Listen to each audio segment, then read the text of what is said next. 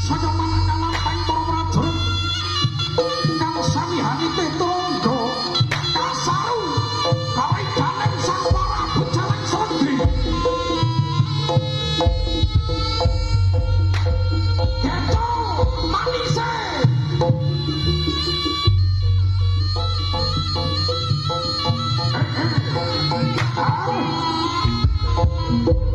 sang Prabu Jaleng Sregi minangka sabana kang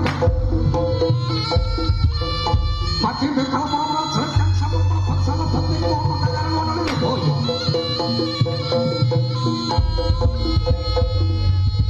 wong alas lir gede boyo kang teges bebaya